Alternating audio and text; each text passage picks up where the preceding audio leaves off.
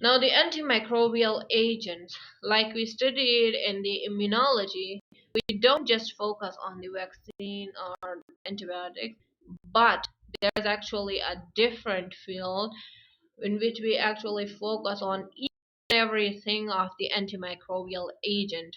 Where did it come from? How is it created? What will it cause?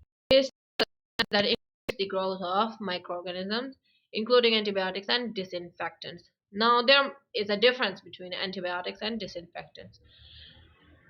Both the antibiotics and the disinfectants kills the or stops the growth of the microorganisms, but the only difference is antibiotics are used for living organisms on different disinfectants for non-living things or the surface of the living organisms.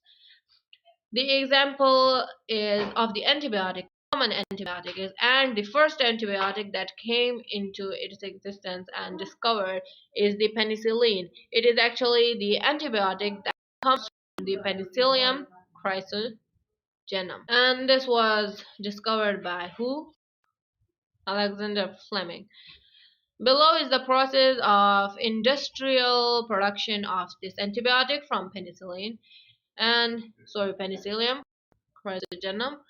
And actually, there are different penicillium that can produce this penicillin. And there's actually now the multiple generations or multiple types of penicillin. There are cephalosporin, tetracycline,